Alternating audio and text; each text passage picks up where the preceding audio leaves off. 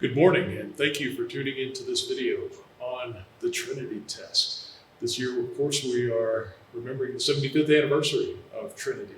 And as we jump into the talk this morning, I want you to be thinking about this question. Is Trinity the greatest single scientific experiment ever conducted? Be thinking about that as we go through the slides this morning, and hopefully that question will inspire a lot of good debates among all of you and your colleagues. So why don't we go ahead and begin the show.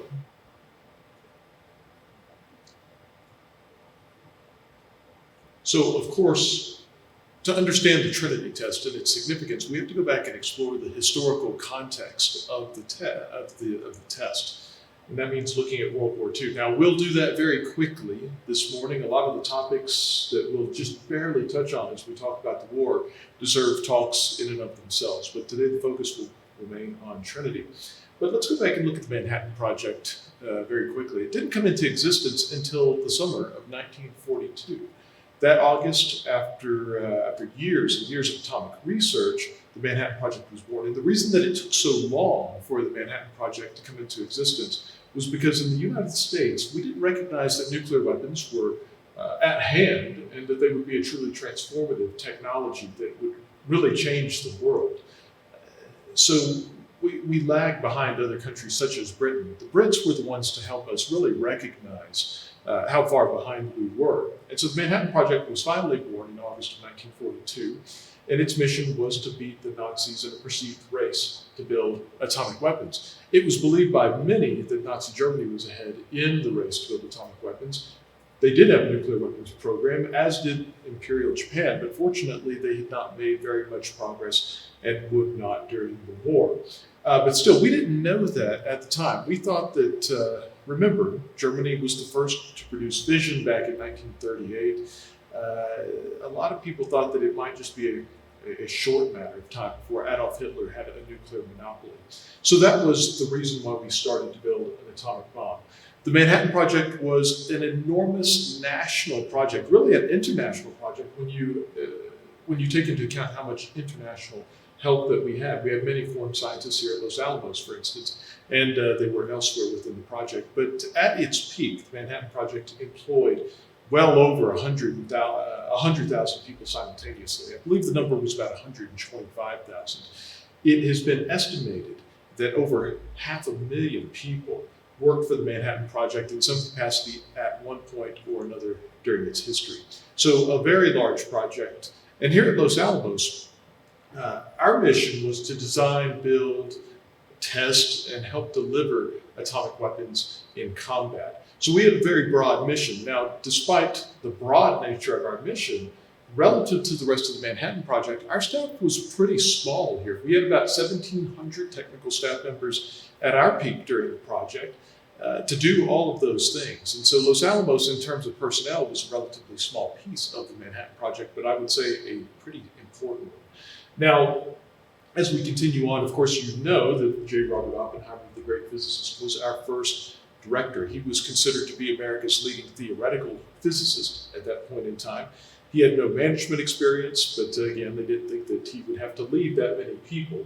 But the laboratory grew quite a bit during World War II, and Oppenheimer grew along with it into the position very much under the tutelage of his boss, General Leslie R. Groves. And I believe we have a picture of General Groves in the presentation today. But General Groves was in charge of the entire Manhattan Project, and J. Robert Oppenheimer was one of his important subordinates.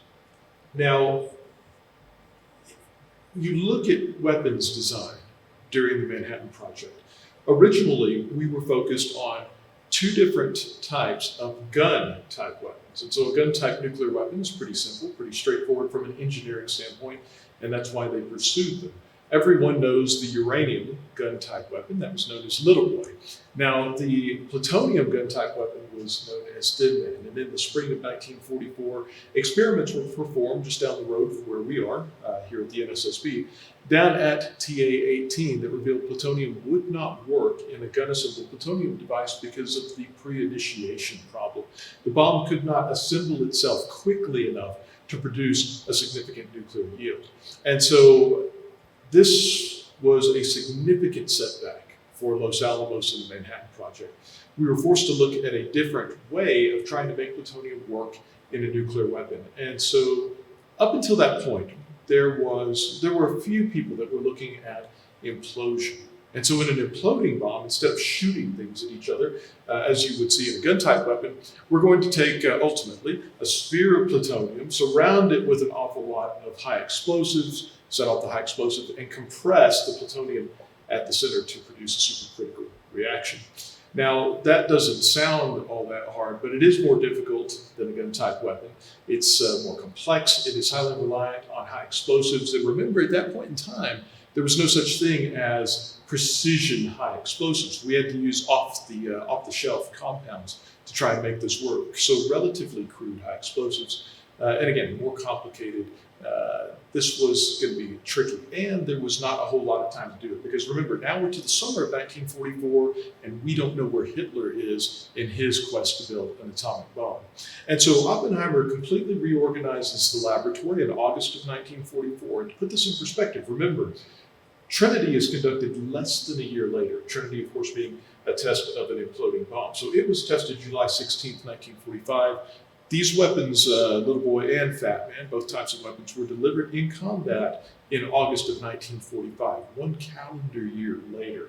So a pretty remarkable achievement. So Oppenheimer reorganizes the laboratory largely to build an imploding weapon. And so the implosion research that had been going on up to that time really was a sideshow that Oppenheimer tolerated. And I characterize it that way because during World War II, we had to get these things done as quickly as possible. Not only were the Germans, we thought, pursuing a nuclear weapon, and they were, and the Japanese, but hundreds and hundreds of Americans were dying in combat every single day of the war on average. And so getting the job done, producing reliable weapons as quickly as possible, was job one. And so to spare a few people to go look at this far-out implosion idea, again, that's why I say that it was a sideshow Oppenheimer tolerated. Overnight, it was the most important program at the laboratory.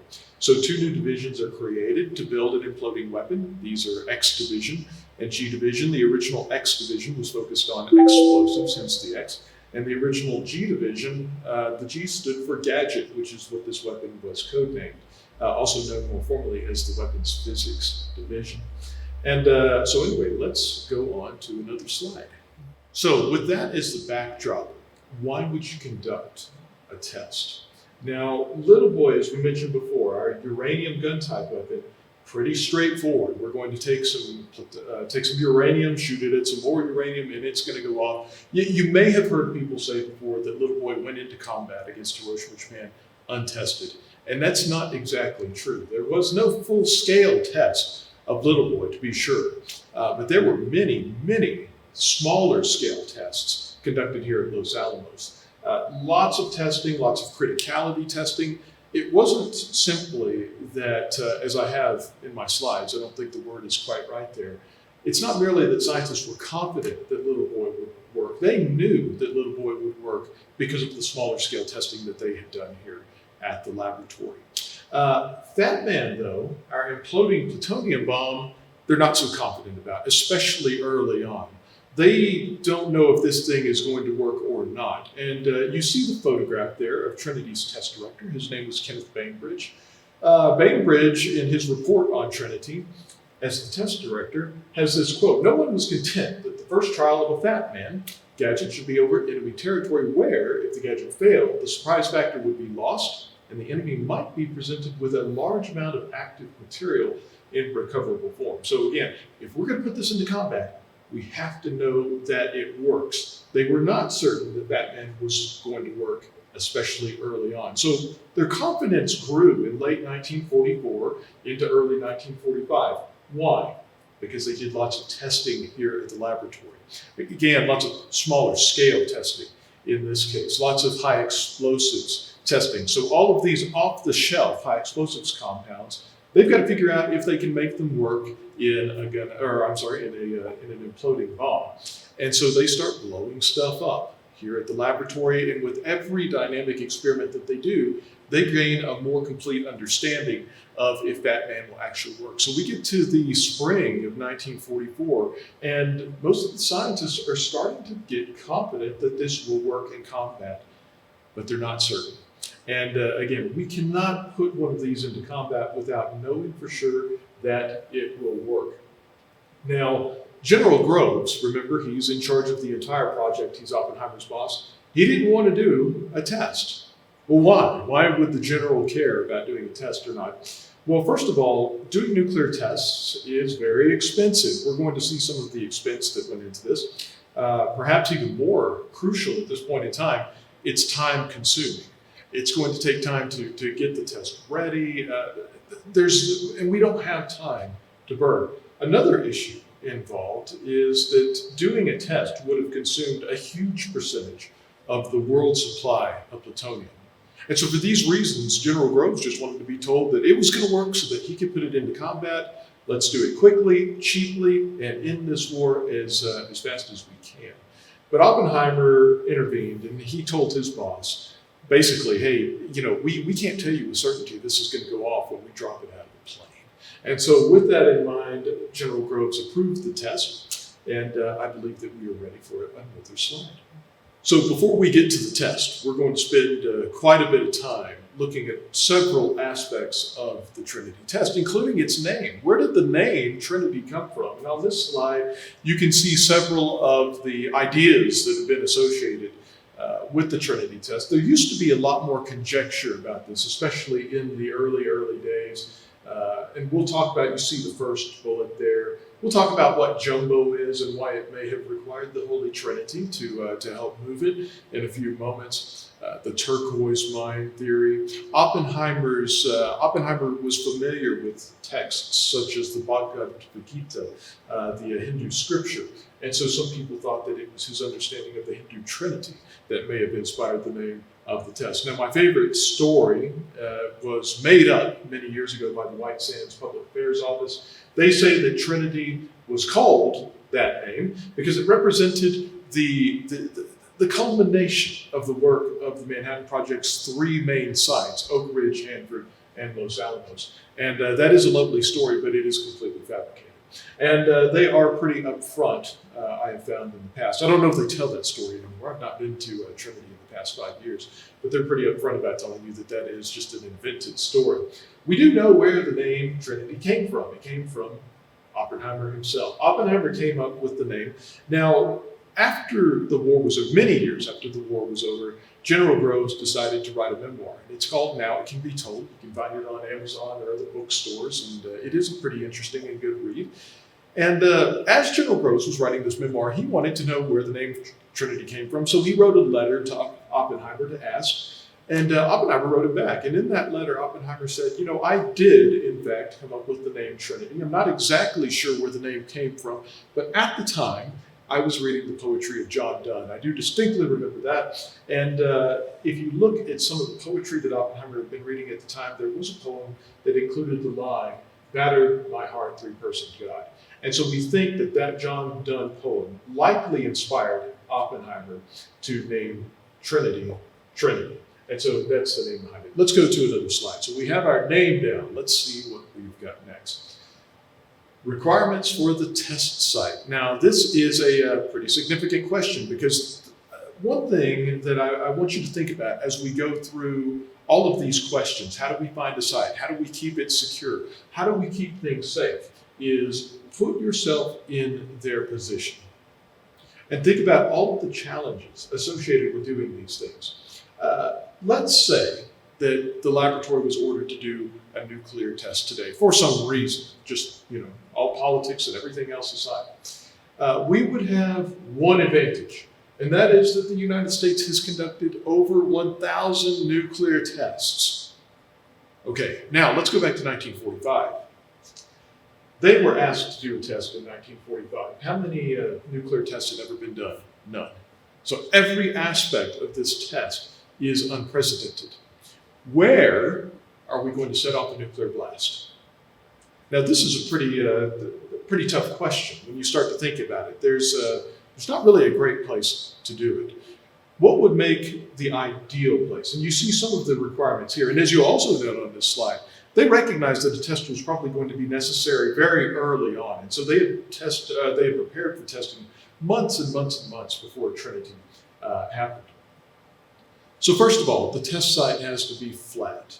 Okay, we don't want to have nearby hills and things like that that may affect things such as the growth of the fireball, et cetera, that may interfere with the blast in any way, because we need a clear view of it. We're going to be doing a lot of experiments, and we don't want any of the surrounding topography to interfere with the test in any way. Next, the weather has to be favorable.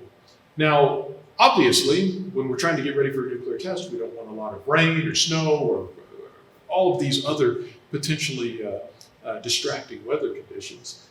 But there's a more fundamental reason why we need favorable weather, and that is fallout. They knew at the time that fallout could be a problem. And we're talking about early on, back in late 1945, or late 1944, early 1945. Fallout could be an issue. What would make fallout a whole lot worse is if we set off a nuclear bomb, it ejects irradiated particles into the atmosphere, where those irradiated particles are brought right back down in concentrated form by precipitation.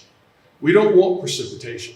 We want to be somewhere where it's dry. We want all those particles to go way up into the atmosphere and gradually disperse all over the globe over a very long period of time. Now, even with that said, they didn't think that fallout was going to be a big problem in the early days of preparing for this test. They just knew that it could be a problem.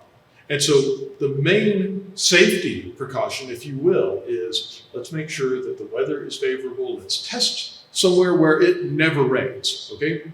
File that one away. We're going to come back to rain in a little while. Then next, and very obviously, it's got to be isolated. We don't want to set off a nuclear bomb anywhere near a major city. And so we've got to find a place that's far away. So, and you'll see on the slide there, for security and safety. Safety, pretty obviously, we don't want to set off a nuclear bomb near people. But for security purposes, remember, the Manhattan Project is arguably history's largest, most secret project ever. How do you conceal an atomic bomb going off? Not easy to do, but the further away from people that we can set it off, the better. And so, yeah, we've got to set this off in an isolated location. Preferably, Los Alamos is not going to be far away. And that is probably a pretty obvious reason as well. The bombs were not shipped fully assembled to the test site. They were sent in pieces, not many pieces though. Most of the assembly happened here at Los Alamos. And then the final assembly was made at the test site. But think about it. How far do you want to truck atomic bomb parts around the country? Well, not that far. And so we want it to be pretty close to Los Alamos. And then finally, by order of the Secretary of the Interior, Native Americans could not be displaced in order to make an area for the test site as well. So start thinking about places that would meet all those requirements as we go to the next slide. On this slide, you'll see several places that were proposed as the test area, including a few here in New Mexico, starting with the Tularosa Valley. Also, a couple of places in California, a desert training area near Rice, California, the lava region south of Grants, New Mexico, Texas, the Sandbar Islands, which are in the Gulf of Mexico. The Sandbar Islands were considered as one of the places for the test site. San Nicolas Island off the coast of Southern California. I believe that's the island that you see to the left there on the photographs. Let me see, we also have southwest of Cuba and north of Thoreau in New Mexico. That was geographically the closest place to Los Alamos that was considered. Then the Jornada del Muerto Valley in New Mexico. Now that roughly translates to the journey of death, the journey of the dead man. That sounds pretty promising for our nuclear test, and ultimately that's what's going to be selected. We'll talk a little bit more about that later. But anyway, the final place that they considered was the San Luis Valley near Great Sand Dunes National Monument in Colorado. Now, many of you, that's not that far from here either, many of you have probably driven up there, and it too meets a lot of these requirements. There's a lot of flat area near Great Sand Dunes National Park, but ultimately they decided on the Jornada del Muerto on the Alamogordo bombing range. And of course, today the Alamogordo bombing range is known as White Sands Missile Range. And it met all of the requirements. You're going to see more pictures of it. It's not that far from Los Alamos. I believe that if we all decided to get in a bus and drive down there today, it would take us about 3.5 hours to get there. That's doable. It would have taken a little bit longer back during World War II. We probably would have been using big military trucks, deuce and a halves, going at maybe 40 miles per hour. The roads were not as good, but it's drivable overnight. Okay, and so that helps. It's flat, and remember, it's a bombing range. Some of the area on the bombing range is leased out to people who run cattle, farmers, things like that. But the Army already controls the area, so that helps from a security perspective.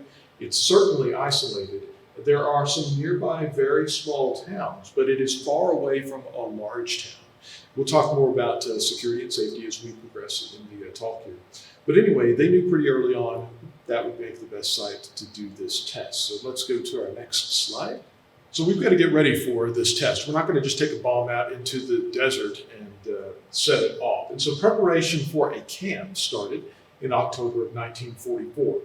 It was completed just a couple of months later in December of 1944. Now here's the issue, and we see this a lot in Manhattan District history. They kind of underplanned. And we see that over and over and over again. Here at Los Alamos, for instance, one of the reasons Oppenheimer's lack of management experience was not an issue was because planners thought, he'll just need 100 people. He can figure out how to take care of them. Well, again, as we mentioned earlier, 1,700 technical staff members later, plus non-technical staff and others in town, it grew into a very big job for Oppenheimer very quickly. Same is the case here. We build a little camp quickly, declare victory, and figure out, well, this is going to be a much larger deal than we thought. And so the camp had to be expanded, and was over the next few months. It was finally completed in March of 1945. Now, there were a dozen soldiers at the test site there all the time. They were there to participate in construction, oversee the construction, to guard the site, to provide physical security, even though we are within military range. And they were led by Lieutenant Howard C. Bush. And you can see Howard Bush's identification, his security photo there on the slides. And that was pretty tough business being down at the test site. There were not a lot of amenities there, and there were not a lot of breaks from the work either. Now, as you can see, that spring, the spring of 1945, 200 laborers were hired to prepare the test site. We'll talk in just a moment about what they're doing.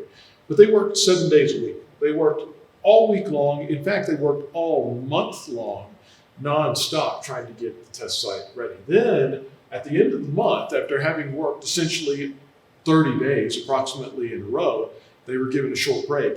And then they came back and they did it all over again. And so, again, looking back at the history of the Manhattan Project, who were the 500,000 people that worked for the project at various points?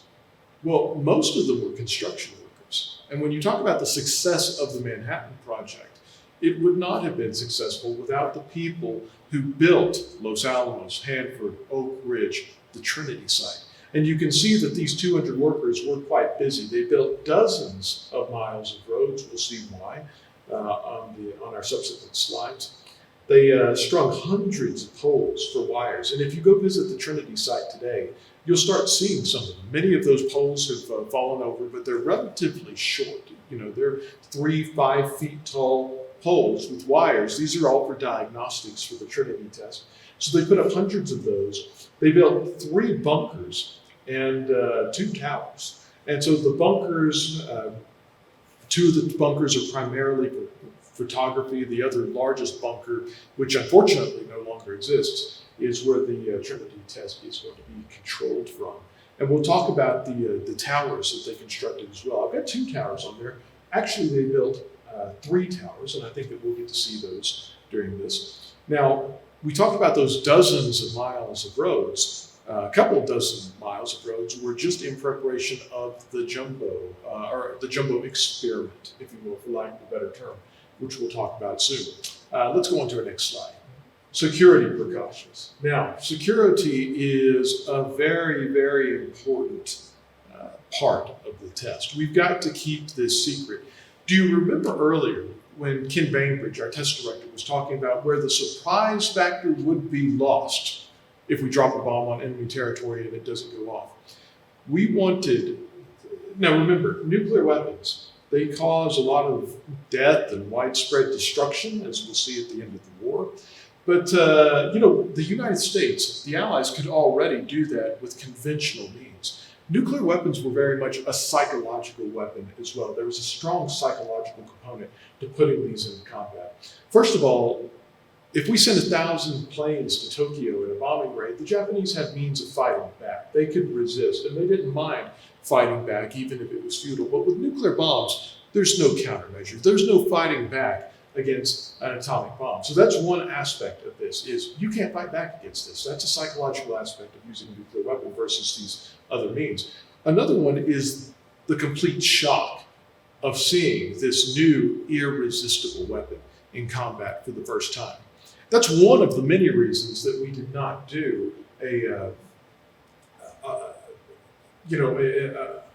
what should I call this? A demonstration test, if you will, for the Japanese. People said, well, why didn't we set one off on an abandoned island first? There's a lot of reasons why we didn't do that, but one was because we wanted to preserve the absolute shock factor of putting one of these new types of weapons into combat. So we have to keep it secret.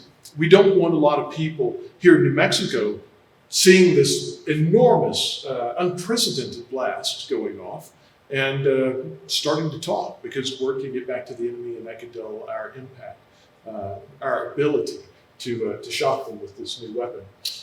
And so there were lots of secret aspects of Trinity, and you can see those on this slide. The connection between Los Alamos and Trinity, that connection itself was classified. Of course, you could not use the term Los Alamos anyway. That was a secret term back during the war. We were known as Project Y or Site Y, or things like that.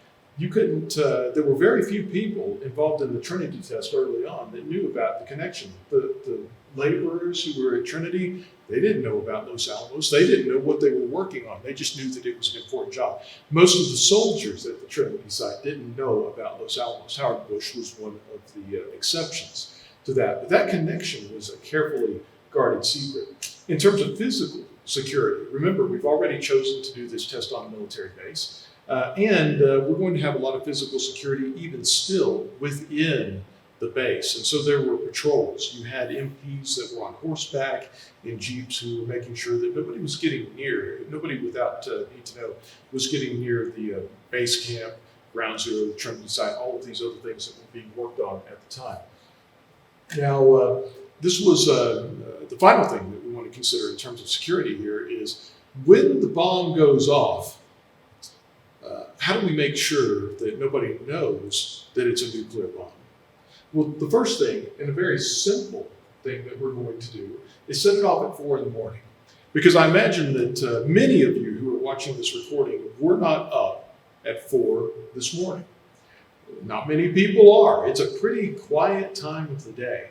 And so they thought, yeah, there'll be a few people milling about. And if 1 or 2 or maybe 10 people see it, who cares? We can just ignore it. But what if 50 or 100 people see this test? So let's set it off at 4 in the morning. So that's one of our important security precautions here.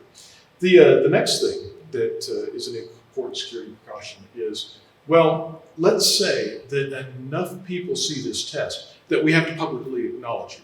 What are we going to do in that case? They had 2 press releases ready. The first press release was if the bomb goes off and an evacuation because of fallout is not necessary. And that, in fact, was used. We'll talk about why they had to use press release number 1 when we get a little bit deeper into the talk. But this press release basically says, yeah, there was an ammo dump on the military base, blew up, nobody was hurt, nothing to see here, go about your business, and that's it. That's press release number 1. And remember, we don't want to issue a press release at all, but this is the backup plan. Now we've got another backup plan. What if fallout turns out to be worse than was anticipated? Well, we'll talk about their contingency planning for that from a safety perspective, I think on the next slide.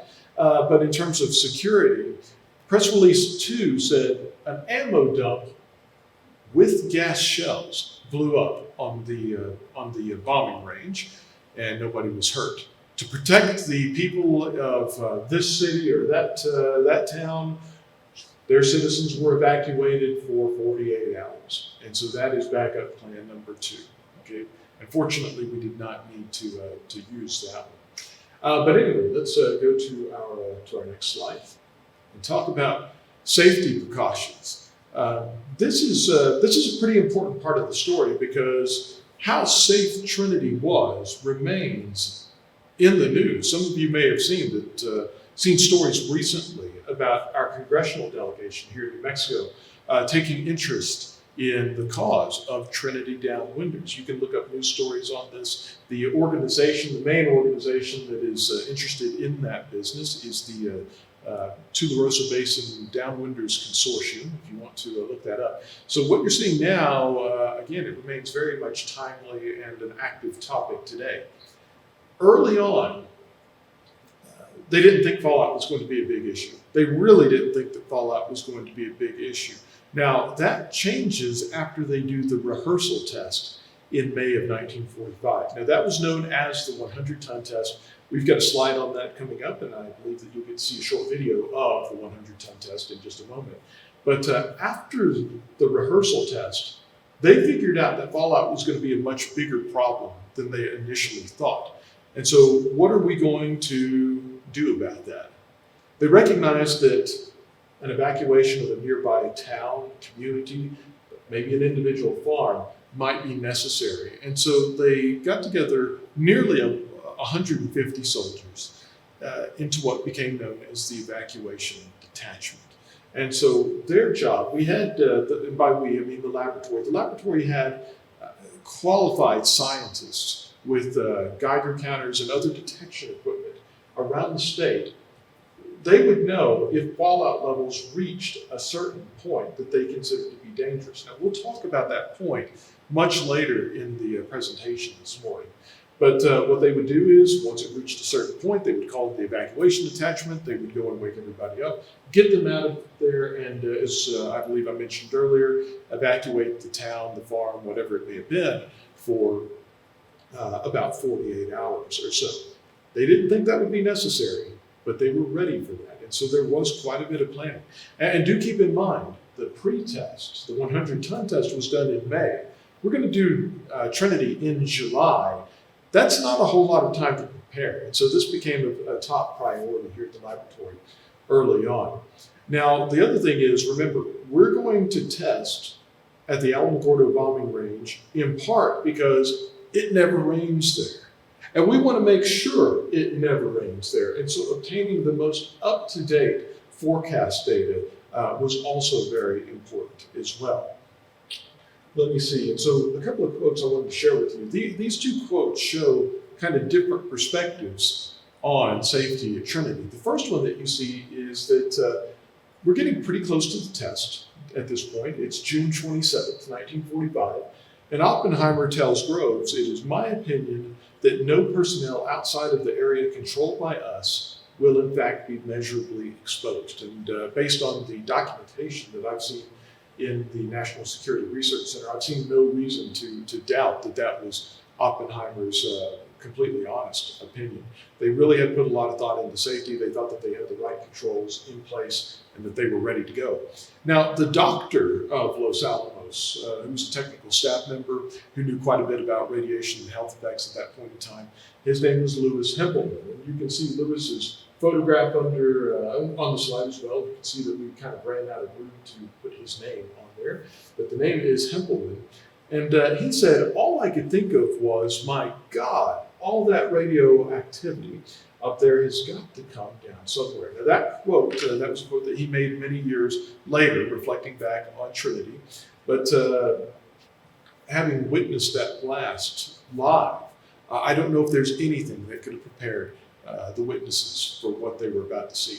So anyway, those were two different lines of thought, I guess, at the time on this issue. Let's go to our next slide, and again, we will come back to talking about fallout and what happened after we get through the test itself. Now, we've mentioned jumbo a few times during the talk this morning, and so let's go back and see what that was. Now, if we go back in time, when the implosion bomb project was new, remember, they didn't know if it was going to work. They were not very confident that this new weapons design would work at all. And what if, because remember, we've got some plutonium with a lot of high explosives around it.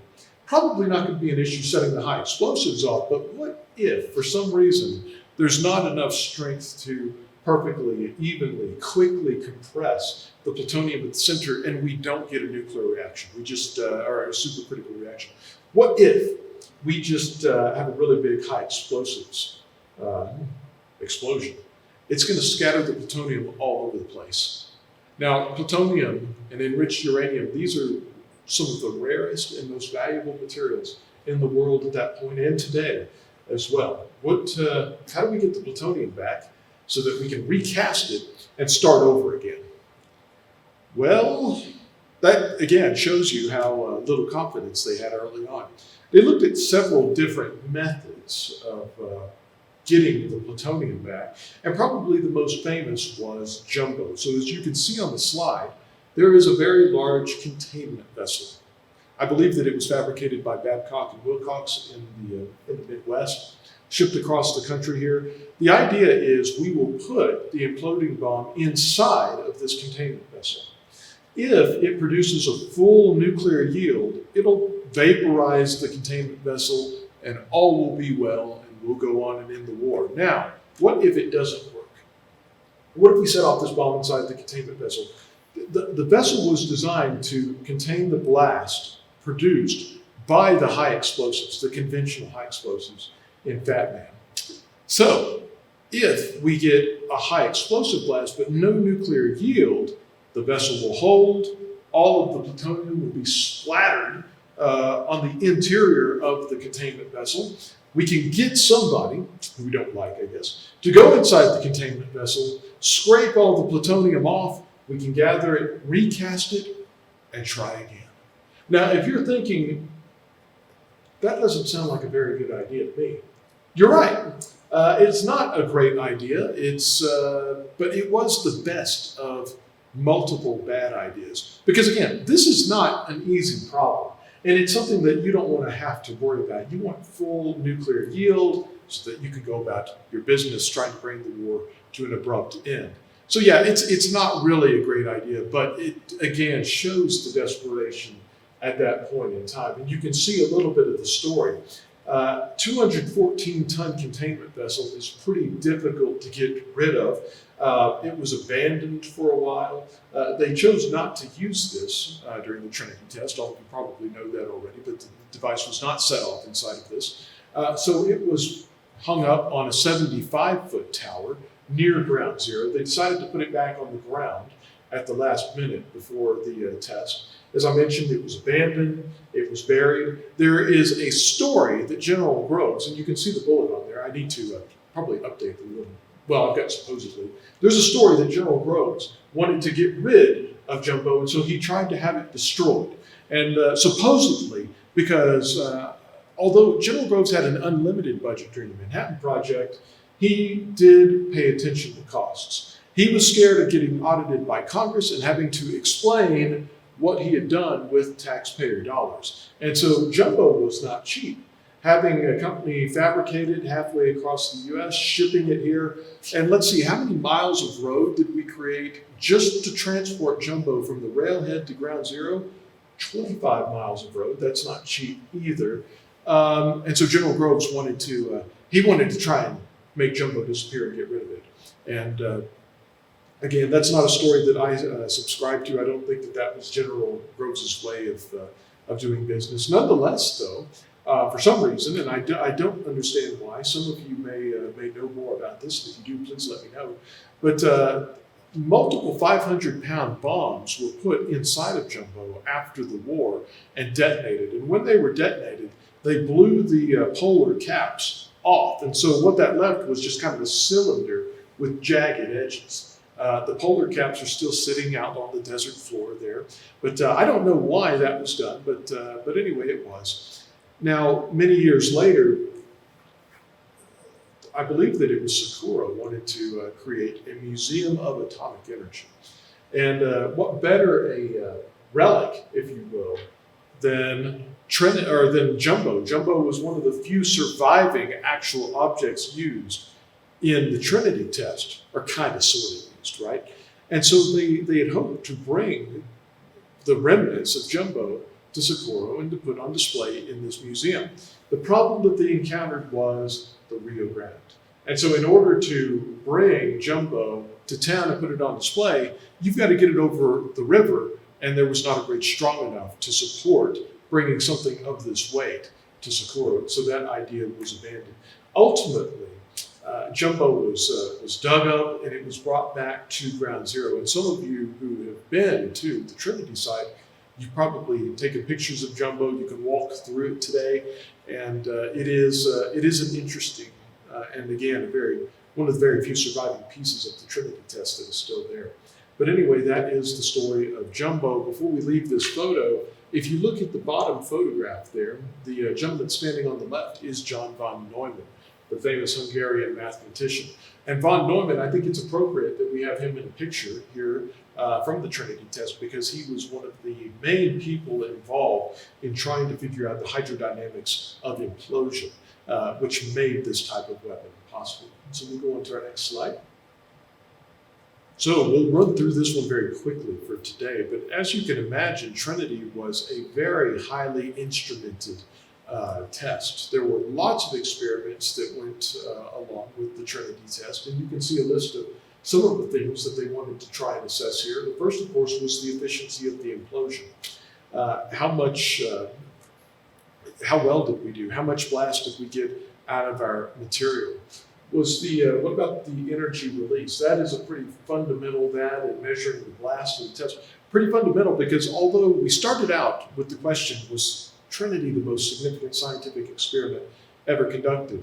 Remember, science experiment aside, this is a test of a weapon that is supposed to go into combat. When we put it into combat, we want to know what it's going to do to the target that we put it against. So there was a lot of work that went into measuring energy release and the blast. Record earth shock. Now, there were several geophones that were placed in the ground at Trinity. In fact, the photograph that you see there with the 259 on it, I believe that is a Trinity geophone up at the top left of the slide.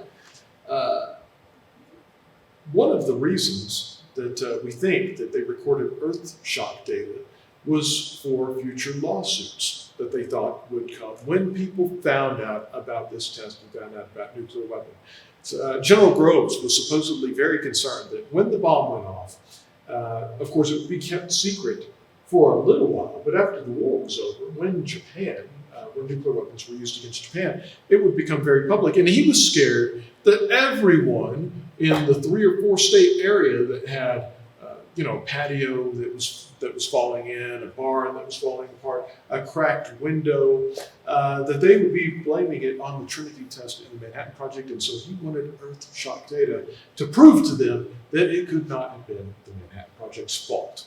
And so we think that may have been the main reason that they recorded earth shock, but not the only reason, of course. They wanted to observe the behavior of the fireball, and that ties back into energy release, the efficiency of the implosion.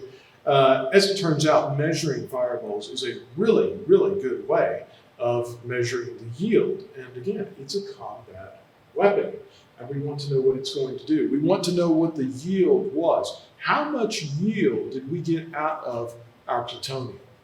And so we need really good photographs, really good film of the fireball so that we can measure it and get a good yield from it.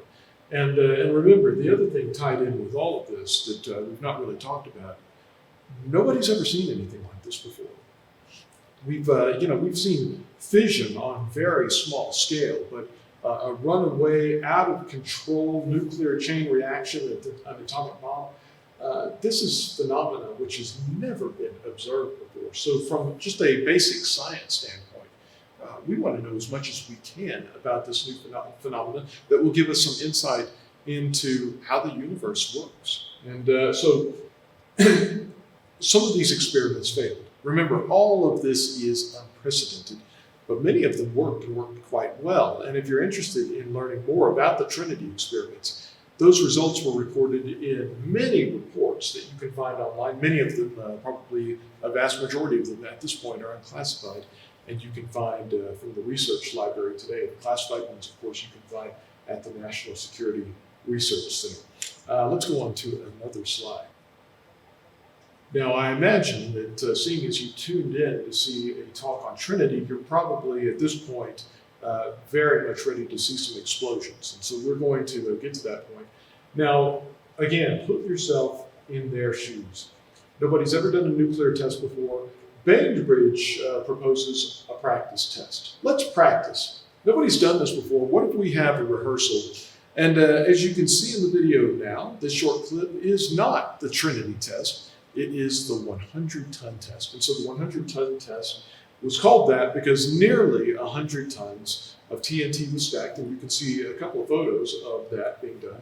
I mentioned 3 towers, so we've already talked about Jumbo's tower.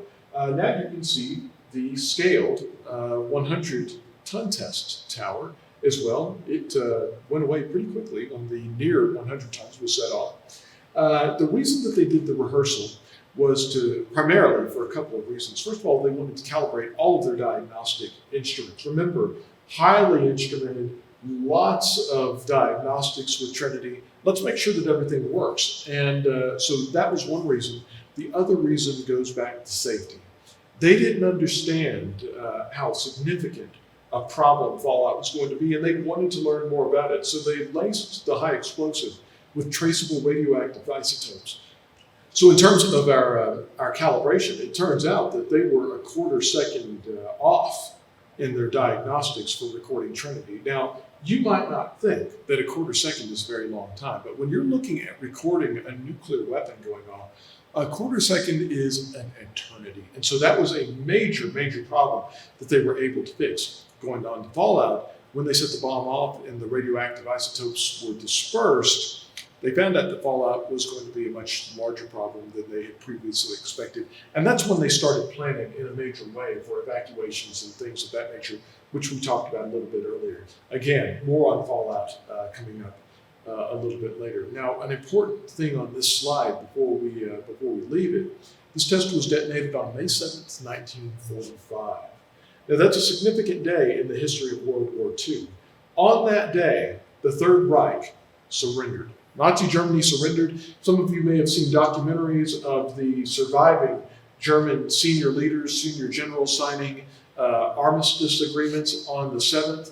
Fighting stopped the next day on May 8th. And so today is, what is today? The 10th. So just a couple of days ago was the anniversary of the end of World War II. You're probably watching this, I guess, in July, a little bit after the recording. But World War II in Europe had ended using conventional means. Now, using conventional means to end a world war, to end the war in Europe anyway, was no trivial matter. As I mentioned earlier, hundreds of Americans were killed in combat every day on average in World War II. About 300, little over 300. The Soviet Union had helped Hitler start World War II in the first place. Of course, Hitler ultimately stabbed them in the back. He invaded the Soviet Union. The Soviet Union lost between 15 and 20,000 people killed in combat, or killed as a direct result of military action every day of World War II. Now think about that. 15 to 20,000 people killed every single day that went by. And this went on for years. The Soviet Union may have lost as many as 27 million people during World War II.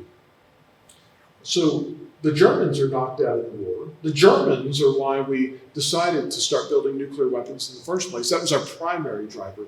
Anyway, we didn't want Hitler to have a nuclear monopoly. And they've been knocked out of the war. So why did World War II come to an end? Well, Japan chose to keep on fighting. Japan, which of course was aligned formally with Nazi Germany. They're not ready to quit. They're not ready to surrender yet. And so anyway, planning for the Trinity test continues at this point. Let's take a look at another slide, because it's about time to do our full scale test in a few minutes. They gained important experience during the 100-ton test. Now we're going to do another significant test right before the full scale test. We move forward to July 14th, 1945. That's 2 days before Trinity is scheduled. We set off a Trinity type gadget here at the laboratory, at TA-18. The only difference is there is no plutonium. We wanted to assess the speed of the implosion, among other things. Now, if you look at the photographs that we have here, this was known as the Kreutz, or Pajarito test. TA-18 is also known as Pajarito site. Ed Kreutz was the scientist who was put in charge of this test. You can see the Kreutz apparatus, if you will, there on the left. The middle picture there, you can see it being prepared for the practice plutoniumless gadget, if you will. There's a technician in the foreground. In the background, supervising, is the division leader of the explosives division. His name is George Kistiakowski, and George's name is going to come up a little bit later. Very interesting personality there. You can find more information about him on the internet. But anyway, he was Ukrainian born. He fought on the side of the monarchy during the Russian Civil War and was able to escape and ultimately became a division leader here. Now, when the bomb was set off at TA-18, the initial results, as they were interpreted, indicated that the implosion was not going to be fast enough to make the bomb go supercritical. Now, remember, this is 2 days before Trinity. Everyone is already completely on edge, and now it looks like it's not going to work. This appeared to be a complete disaster. You can see it did leave a nice large hole in the ground there at TA-18, which is no longer there. So if you go down there looking for that, there's really almost nothing left from the Kreutz test. But anyway, that same evening, Hans Bethe would later win the Nobel Prize for figuring out how stars work. He looked at the data again, and he concluded that there were some variables that they did not take into consideration, and that he thought that the test was going to work as advertised. He thought that they would be fine.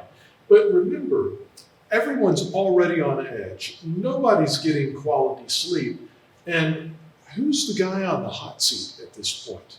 It's George Kistiakowski, because remember, it's his high explosive assembly, which is not powerful enough, at least it looked like initially, to drive the implosion of this new bomb. And so Kistiakowski, he places a wager with the director of the laboratory. Kistiakowski bets a month of his salary versus Oppenheimer's $10 that Trinity will be a success less than 48 hours later. I think it's probably not a surprise that the explosives division leader would bet on his product, but I do find it interesting that Oppenheimer bet against Trinity working. I don't know how many people knew about that at the time. Hopefully not too many. May not have been very good for confidence. But anyway, let's see what happens next.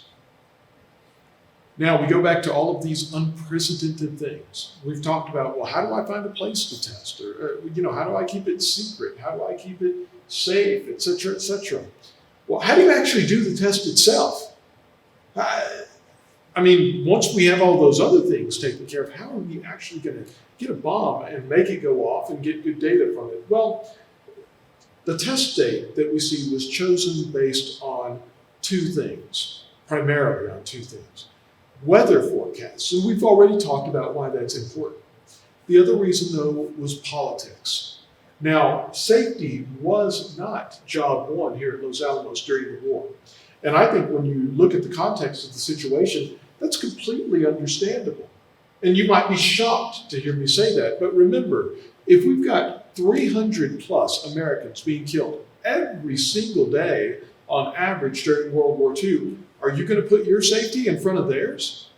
No, I mean, we're all in this together, right? And so everyone, the whole nation, We were trying to get things done. That's not to say that we didn't take safety seriously. We certainly took safety very seriously here during World War II. It just wasn't the top priority because of everything that was going on in the world at that point in time. There were things that were more important than safety. One of them was security at that point in time. Those things have kind of flipped now. I enjoy living in an era where my safety comes first, and I bet that you do as well, hopefully. But another thing that came before even security was politics. And by politics, I mean that if you're familiar with World War II history, there was an important conference held at Potsdam right after, it was slated to begin on July 17th, 1945. The reason that this was an important conference is because President Truman, Churchill, the Prime Minister of the UK, and Joseph Stalin, the Premier of the Soviet Union, would come together at Potsdam in Germany, not far from Berlin, to discuss the future. Now, when we think about Joseph Stalin, a lot of people have forgotten Stalin's rap sheet. We already mentioned that he helped Hitler start World War II. It's estimated that between 5 and 20 million people in the Soviet Union were killed by him during his reign, either using direct or indirect means. Not a very pleasant place to be, and arguably one of history's greatest mass murders. There are not too many people in front of him. He probably out-murdered Adolf Hitler, and that takes some real effort. And so we don't want the president going into a meeting with that guy unsure if he has an atomic bomb available or not. That could alter the negotiations. And so we have to let the president know. So the test had to be conducted on July 16th in advance for the July 17th beginning date of the Potsdam Conference. So those are the two things that are going to drive this. First, the political consideration. Second, the safety consideration, the weather.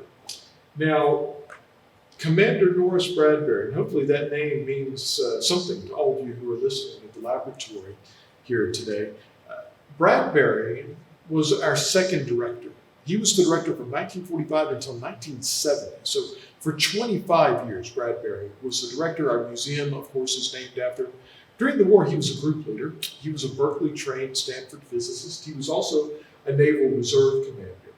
Now, he was, as I mentioned, a group leader in the explosives division at that point in time. And he was in charge of writing the procedure for doing a nuclear test. Now, I want everybody here has followed an integrated work plan, work procedure. Many of you have probably had to write one of those at one point. I have. I've had to write more than one before. Not the most fun thing to do, but an important thing for us to do. Now, I think it's interesting because some of the IWDs that I've written in the past, a whole lot longer than the one that was written for doing the Trinity test by Bradbury. Bradbury's procedure, his list of things that had to be done, 5 pages long. That was it. And, I've written procedures 2.5 times that long for opening a vault. Again, times have changed very much. So we go back to this and you see the first page of Bradbury's procedure right there. And he covers not necessarily how to do all the things that you see on the slide there, but when many of them are going to be done. Let's look at some of these things that have to be done. Now, first of all, how do you photograph an atomic bomb? A couple of things here. First of all, the video that you saw earlier of the 100-ton test, I'd like to thank my good friend, Pete Coran, for providing us with that footage. He had it scanned and cleaned it up for us. We're going to see some more footage that Pete prepared. Pete is one of the lead animators on the original Star Wars movies, which I'm sure that you've all seen and enjoyed. He also won an Academy Award for developing film preservation techniques, and he currently has a badge with Livermore. And so Pete has he's loaned us a lot of things, a lot of footage that he's worked on at no cost for all of us to enjoy. So one of the ways, I should say, if you'd like to thank Pete for his generous contributions, you can still buy some of his products on Amazon and at adamcentral.com. These include movies such as Trinity and Beyond, which I highly recommend. And also, he wrote a book called How to Photograph an Atomic Bomb. So that's one thing. Pete has helped us out. He's written the book on this subject. The other thing is, why would you care? I mean, a war is going on, and you want to just take a bunch of pictures? Why do we care about photographing an atomic bomb? Well, we already talked about it. It's not for sightseeing. It's not for preserving history, for posterity of arguably history's greatest single scientific experiment. We need good photos and films of the fireball expanding in order to diagnose the yield. Now keep in mind, at that point in time, we're going to look at some cameras in a little while that were used for Trinity. They did some pretty cool things technically to make sure that the test was recorded successfully, and it was. So we'll talk about that in a little bit. But how do you photograph something at that level of quality, that quickly, and record it successfully? Next, how do you transport the gadget? We talked about this a little bit earlier, but do think about that. It's 1945. How do you take a nuclear weapon from Los Alamos to the test site? Well, in a couple of pieces. And so for Trinity, the two main pieces, the high explosives assembly was sent on a military truck overnight to the Trinity site. The pit, the plutonium, was sent in the back of a sedan to the Trinity site. And so that's how we're going to transport the gadget. And that was done, fortunately, without any events happening along the way. Now, how do you put it back together? Remember, we're taking this thing down to the site in parts. How do we put it back together safely once we get down there? That turned out to be a little bit more of a problem than they originally thought it would be. How do you set it off? Are we going to get one of those Looney Tunes, Wile E. Coyote plungers and just boom, and there it goes? And if you think that's not happened in the history of testing before, you're wrong, because it has. But we're not going to do that for the Trinity test, at least. But how do we actually set it off? Another thing, when we talk about the history of testing, there are devices that we've tried to set off before in our testing past that didn't go off when they were supposed to. And so again, the history of testing was full of surprises, and Trinity is certainly no exception to that. Finally, what if it doesn't work? What if, like some of those tests that were in the future, when we set off the plunger, what if there is not a boom? What do we do then? How would you like to be J. Robert Oppenheimer at that point in time, or anybody else there for that matter? How would you like to be Oppenheimer, and you've got to call up General Groves and tell him that it's a complete failure? Well, some good news, at least in that regard. You won't have to call General Groves because he was there. And so Groves would have seen it personally. Actually, I don't know if that's good news or bad news. But anyway, then what do? How do you tell the president? I mean, that's going to be a bad day. How do you go make sure that the bomb is disarmed correctly? So a lot of ifs there. Norris Bradbury, he did a really good job of helping to organize this. He was very calm. He had a good sense of humor. Bradbury, from most accounts, I never had the opportunity to meet him personally, was a nice guy. He was a nice guy with an edge. Got to be careful what I can put on the record here. But he would call you on it if he knew that you were just trying to, you were full of hot air, we shall say. But Bradbury was generally a pretty nice guy with a good sense of humor. And we're going to see hints of that as we look at the end of the procedure in just a few minutes. Let's go on to another slide. All right, so we talked about cameras already, so I'm not going to spend a whole lot of time on this, but there were more than 50 official cameras of different types that recorded the test. You can see several of them there in the bottom photograph. The top photograph that you see there is one of the camera bunkers. Now remember, there are 3 bunkers, the main control bunker and then 2 camera bunkers. Most of the footage was captured by the north 10,000 yards, so that's a little over 5.5 miles away. All 3 of these bunkers are a little over 5.5 miles away from ground zero. Most of the footage and photograph was taken at north 10,000, and I believe that's what you see in the photograph there at the top. The West 10,000 bunker looks exactly like it. Both of those bunkers are still there. The North bunker is pretty tough to get to. If you visit the Trinity site and maybe a small group, a lab sponsored group, they might be able to. They might be willing to take you to the West 10,000 bunker because it's pretty easy to get to and has a tremendous view of Ground Zero. You can still see where the ground is scorched from the test. It's permanently altered, at least as far the environment there. But anyway, we're recording these photographs for scientific purposes, which we talked about.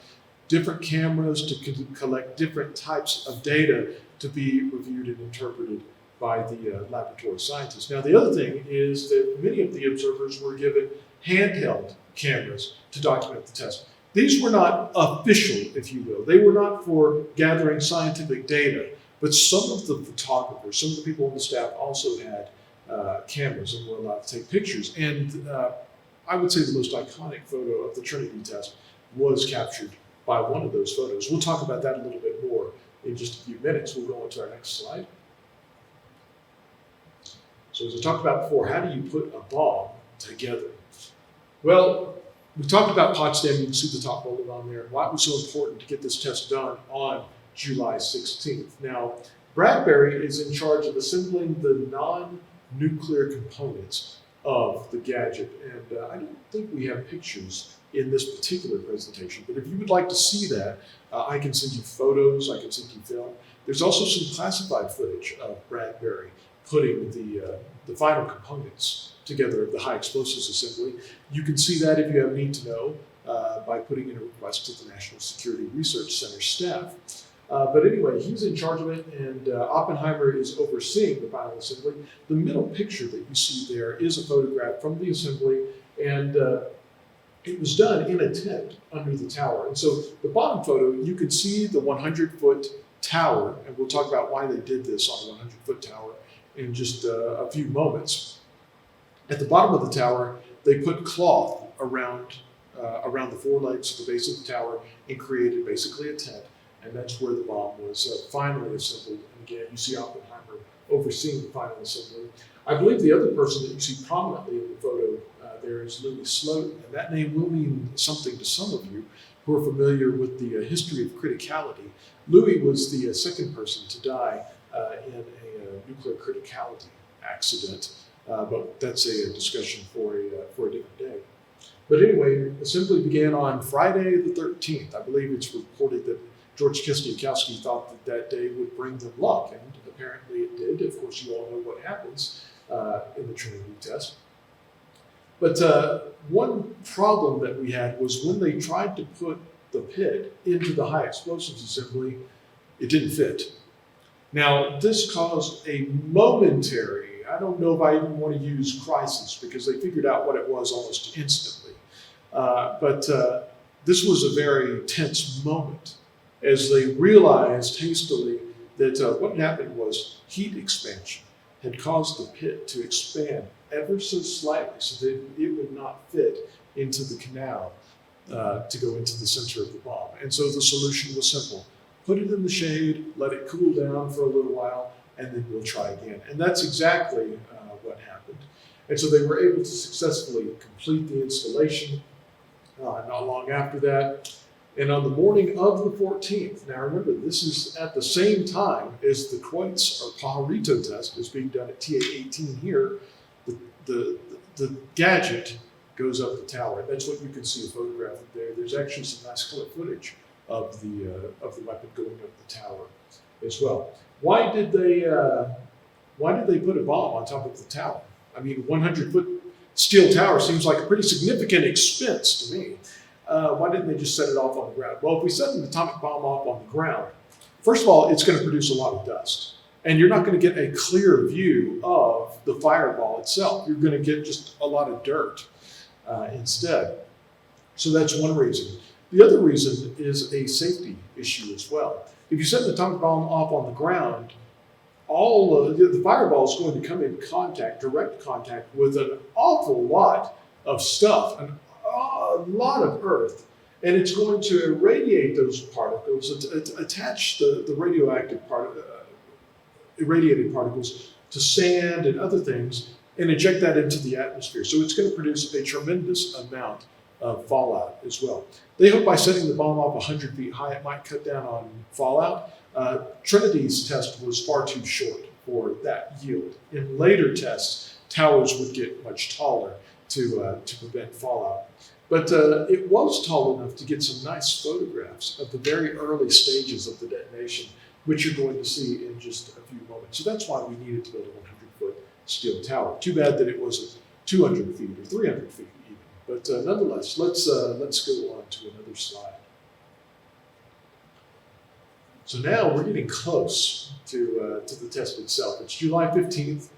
The arming party is comprised of Ken Bainbridge, the test director, who you've already met, Joseph McKibben, and so for those of you who are group leaders out there, to my knowledge, Joseph McKibben was a group leader longer than anyone else in the history of the laboratory. I believe he was group leader for, I forget if it was 31 or 33 years. So if you're a group leader who has been a group leader longer than that, let me know and you can take away Joseph McKibben's crown. Now, the other thing is he was in charge of the Van de Graaff group. And the next time you go to Ahmed, you will still see a building next door that looks like it's almost made out of tinfoil. And it's got a big tower there. It's a big silver building. And that was where the Van de Graaff group was. And the reason why it's got that tower there is that they had the world's largest, I think, tandem vertical Van de Graaff there for many, many years. And then finally, George Kiskiakowski. So we've got the X Division leader, the test director, and Joseph McKibben going to make sure that the device is ready to fire. It's going to be detonated from the control bunker, which I believe we mentioned earlier was at south 10,000 yards. And it was scheduled for the bomb to detonate at 4 in the morning. Now that, remember when we were talking quite a while back earlier in the lecture, why do we want to set this bomb off at 4? Why don't we set it up a little bit later after we've had coffee? Because everybody else has had coffee too. And we don't want people to see it. So we're going to set it off at 4. Now remember, why? What's one of the main reasons that we chose the bombing range to do this test? It never rains there. It's in the desert. It's the journey of the dead man. There's no water or anything. And guess what happens early in the morning of July 16th? A tremendous thunderstorm comes through the area. Now, the person on the hot seat now is the meteorologist, and his name was Jack Hubbard. General Groves is there. If you know a little bit about General Groves' demeanor, he can be pretty gruff. He could be pretty demanding, and apparently he was pretty much in Jack Hubbard's face, demanding that rain stop. He wanted to know when it was going to come to an end. Hubbard, according to himself, said that it will the storms will pass with the dawn. And sure enough, that's what happened. And so your options at this point are, A, you can postpone the test. Let's do it a different day. Are they going to do that? No. And they're not going to do that for 2 reasons. First of all, we already talked about politics. We've got to let the president know now. That's more important than security. That's more important than safety, because we're talking about dealing with Stalin and the future of the world for everyone. We've got to let him know now if he has this negotiating tool available to him. The other thing is, you're a scientist that's heavily involved in the Manhattan Project. You've been at Los Alamos. You're at Trinity. This is your experiment. It could change the world. It could bring this horrible war to an abrupt end. It could be history's greatest scientific experiment.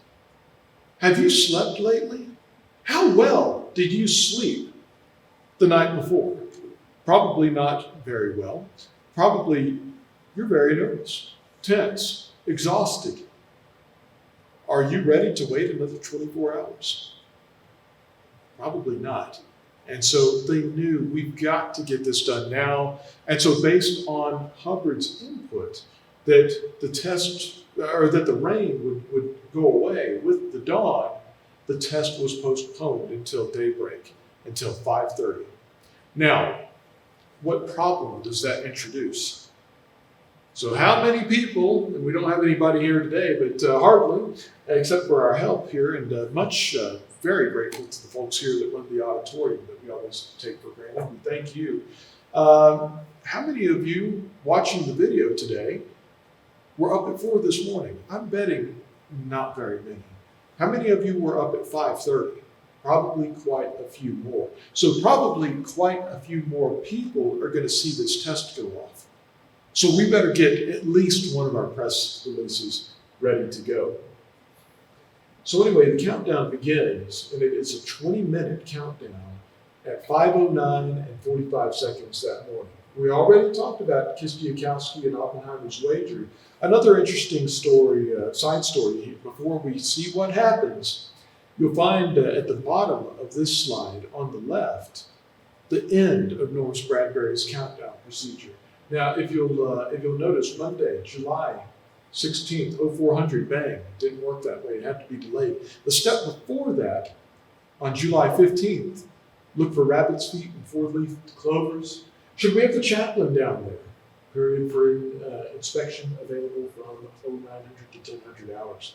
Again, Bradbury was pretty calm throughout this process, and they must have felt like their luck was up as it poured down rain in the time leading up to 0400 on the 16th. So there's a lot of reasons why you conduct a nuclear test. In the case of Trinity, the most important question is very simple. Will it work? Let's go to our next slide and find out. And as you all know, it does. The countdown ended with the word now. 3, 2, 1, now! And the atomic age was born at that moment, 5:29 and 45 seconds in the morning. The gadget produced a yield equivalent to 21,000 tons of TNT. This is remarkable from a scientific standpoint. It's also remarkable from a weapons development standpoint. I know that they're essentially one and the same, right? But now you didn't need 500, 1,000 planes to deliver that kind of firepower. You needed one plane with one bomb and one moment to take out an entire thriving city.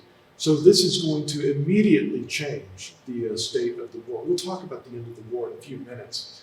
The fireball immediately reached temperatures in the tens of millions of degrees. The mushroom cloud grew to about 1,000 meters wide before it rose up in a column of smoke.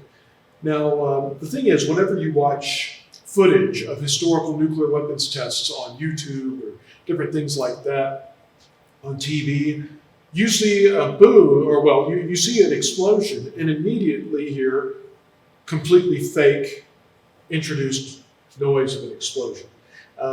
When an atomic bomb goes off, let's say that we are 5.5, 6 miles away, as the nearest observers were at the Trinity test, you will see an incredibly brilliant, bright light, the likes of which you have never seen before.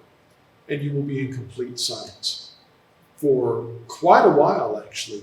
At that distance, it's going to take 30 to 40 seconds for the blast wave to reach you. And with the blast, which you can feel, the sound is going to come along with that. So for the first 30 or 40 seconds, brilliant light and no sound at all. That must have been a very interesting and unusual, disorienting experience. When the shock wave arrives, it's like somebody getting a leaf blower, turning it on high, putting it right in front of you, and shooting a gun off right next to your ear, because you're going to feel the blast of the bomb finally catch up. You're going to hear the sound, the tremendous sound that was made by the bomb, which has been compared to a large artillery piece going off very close by. That's what it would have been like to be there. The cloud that was produced by the Trinity test reached an altitude of over 40,000 feet within 5 minutes, and then gradually, because there was no rain, remember, at this point, dispersed over the globe over the hours and hours that ensued. Now, at 5:30 in the morning, there were enough people up to have witnessed this test, and so they were forced to go to press release number 1. And you can see, hopefully you can read it. I can't read it from here, but I've seen it so many times, I'll paraphrase. The Associated Press article picked up the news, picked up the press release, and said, there was a tremendous blast felt.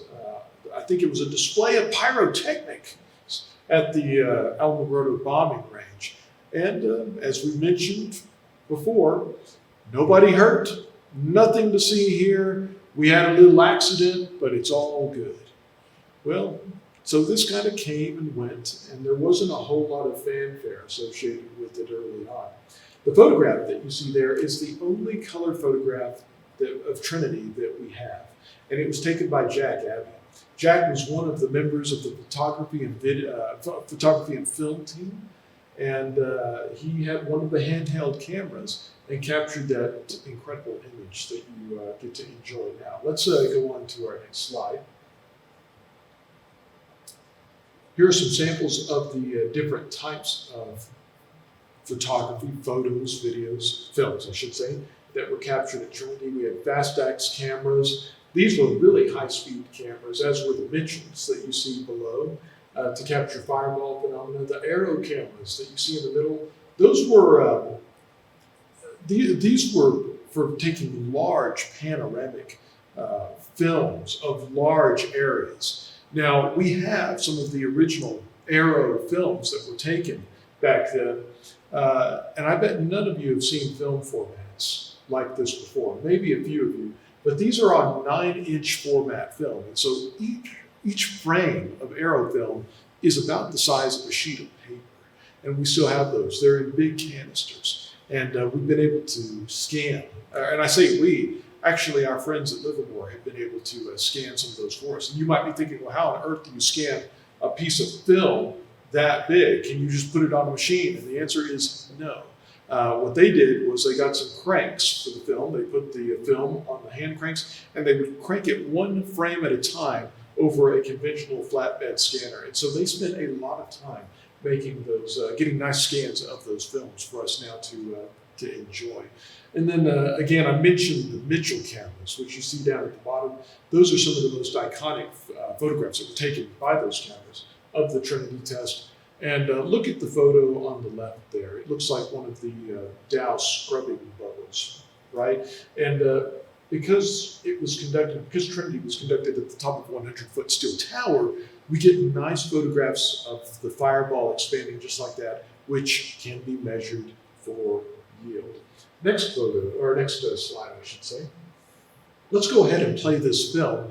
We've got, I think, about 45 seconds of footage here from multiple different cameras of the Trinity test unfolding. And as you watch this film, I want you again to put yourself in the position of the scientists at the time. What it must have been like to be there, to witness this incredible display. We're going to explore the range of emotions that they experienced as the Trinity test unfolded and in the aftermath as well. We'll also be looking very briefly at, well, again, more of what it was like to be there. What did they think about all of this in their own words? If you're interested in this footage, we do have more from the National Security Research Center, and I would be happy to share that with you. Why don't we go on to our next slide? I think we're just down to smoke there. These are a few of my favorite eyewitness descriptions of the test. And we've got multiple Nobel laureates. We had, I believe, 18 Nobel laureates who were affiliated with the laboratory during World War II in one way or another. One of them was Isidore Rabi. He was one of our consultants. It blasted, it pounced, it bored its way right through you. The next one, Emilio Segre. Segre is another Nobel laureate. He's the one who discovered that plutonium would not work well in a gun-simple nuclear weapon. He says, "We saw the whole sky flash with unbelievable brightness in spite of the very dark glasses we wore." Philip Morrison, he was 10 miles away at base camp, nearly twice as far away from ground zero as Oppenheimer was. He said, "The thing that got me was not the flash, but the blinding heat of a bright day on your face in the cold desert morning." Remember, 10 miles away, he could feel the heat of Trinity on his face. The next one, Ralph Carlisle Smith, who was he ran the patent office here. And yes, we have some interesting patents on this technology that we still maintain here at the laboratory. It turned yellow, then red, then beautiful purple.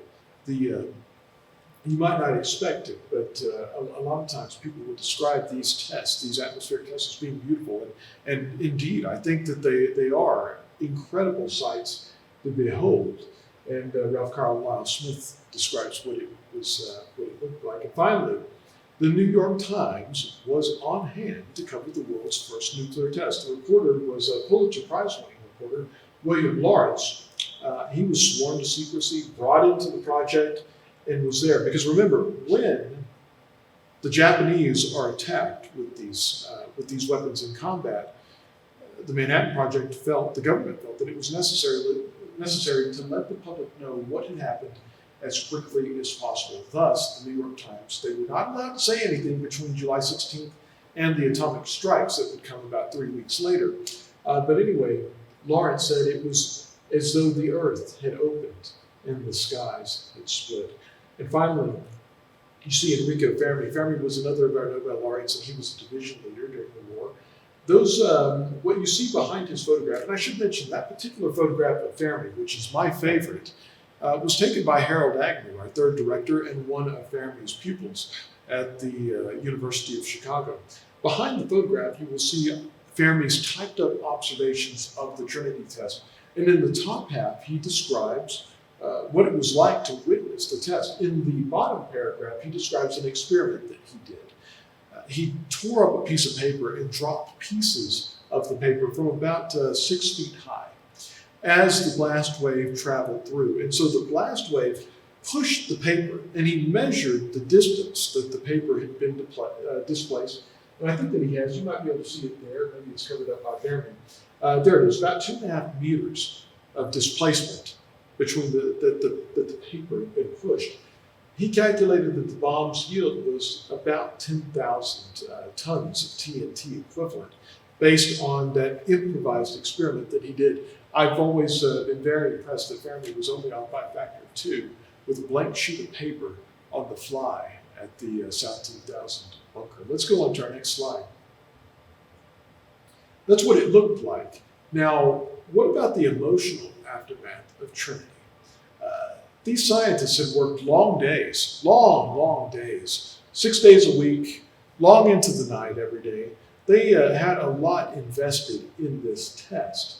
Now, the first that I'd like to share with you, the first reaction, is actually a video. Now, the video that you're going to see in just a moment is our first director, J. Robert Oppenheimer, talking about what it was like to be at the Trinity test years after it was conducted. Now, I want to preface this video with this. There's a good story that's been written by a historian named Alex Wellerstein that you can find online that talks about this very clip. Oppenheimer says, I remember the line from the Bhagavad Gita where, the god of war is trying to gear up the prince to do his duty and go to war. A lot of people have looked at this clip and they have thought, Oppenheimer, he's the multi-armed god of war, ready to go and do battle. That's not how Oppenheimer sees himself. He does not see himself as the destroyer of worlds. Oppenheimer sees himself as the prince who's reluctant to do his duty, but recognizes it's the only way. And so I think that as you watch this film clip, which takes about 45 seconds or so, bear that in mind. Let's go ahead and watch it together. He knew the world would not be the same. Few people laughed. Few people cried. Most people were silent. I remembered the line from the Hindu scripture, the Bhagavad Gita. Vishnu is trying to persuade the prince that he should do his duty, and to impress him takes on his multi-armed form and says, "Now I am become death, the destroyer of worlds.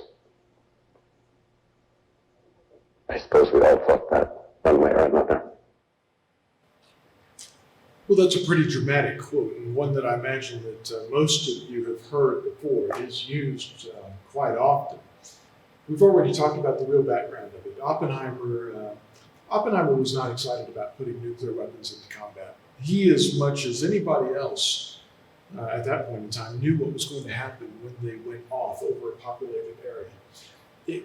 I think to Oppenheimer, it was the best decision, it was the best option among several bad options for bringing the war to an end. And I don't think that he ever really changed that view throughout his life. I think that he regretted that nature enabled this type of technology.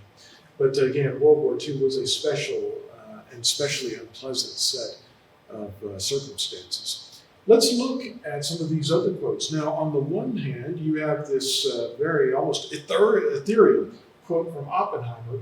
I like Norris Bradbury's quote because I think it reflects what a lot of people felt at the time. He says, "Some people claim to have wondered at the time about the future of mankind. I didn't. We were at war and the damn thing worked." And again, that's how a lot of people felt after years of bloodshed, after losing friends and family members in combat. You see Kenneth Bainbridge's quote next. My favorite quote comes from Victor Weisskopf. I think that if you had to summarize the complete Trinity emotional experience in a sentence, you get it from one of our group leaders in the theoretical division. Weisskopf says, "Our first feeling was one of elation. Then we realized we were tired, and then we were worried." Well, there you have it. Of course they were elated. This was an incredible scientific experiment. It worked. All of the hours and the days, all the work that they put into making this a success, it paid off. You'd be elated too. And then you'd be tired. Once the adrenaline left, you'd recognize that you had not had a good night's sleep in at least a week. And you were exhausted physically. And then finally, they were worried. We'll talk a little bit more about that in just a moment when we get to Stan Ulam's quote at the end. Before we do that, though, Marge Bradner, she said she was an unofficial observer. She had an inkling that something was going on, and so she was not at the Trinity site, but she did see it from the mountains far away and wrote a longer account of it. She said the spectacle was tremendous, beautiful, magnificent, terrifying, exciting, humbling, and scary. And then finally we get to Stan Ulam. Stan Ulam did not witness the Trinity test. He chose to stay behind here in Los Alamos. He was one of our mathematicians. And so the ride back from Trinity for the scientists to Los Alamos was apparently a very quiet and a very somber one. Going back to Weisskopf's quote, then we were worried. Why? Why would you be worried, Victor? We won the race to an atomic bomb. We have an atomic bomb. Because he recognized, and so did some of the other scientists, that America's nuclear monopoly would not last forever. He recognized that other countries would eventually have nuclear weapons. And they imagined World War III, another global war in which nations chose to use this invention, which came from Los Alamos, against each other in combat. They were tremendously worried. And after taking the long ride back to Los Alamos, there was Stan Ulam waiting for them. And he said, you could see it on their faces. I saw that something very grave and strong had happened to their whole outlook on the future. Of course, to introduce a little bit more levity into this, another one of my favorite quotes comes from George Kistiakowsky. Remember, Kistiakowsky bet on this being a success against Oppenheimer. And they were both in the 10,000 yards out bunker together. And Kistiakowsky simply said, "You owe me $10, which Oppenheimer did not have on him at the time, but eventually he did pay up. And I believe Kistiakowsky had Oppenheimer sign that $10 bill. And unfortunately, we do not have that here at the laboratory. I wish we did. If somebody knows where that $10 is, I bet we could find more than $10 to pay for it, to be able to put it on display either at the Bradbury Science Museum or somewhere here. Let's go on to another slide. We've talked about the emotional aftermath. What about the physical aftermath? Well, We already talked about the blast. It did come in contact with the ground. It ejected a considerable amount of earth that had been irradiated into the atmosphere, but a lot of it didn't reach the upper atmosphere. A lot of the earth was melted inside the fireball, and then it rained molten sand back to the surface over a 600-meter wide area. When the molten sand came back in contact with the ground, remember, it had been in an environment where it was tens of millions of degrees hot for a very short time. When it came down, it cooled, it re-solidified and formed a greenish, glassy-like substance that has since been called trinitite. And some of you may own small pieces of trinitite.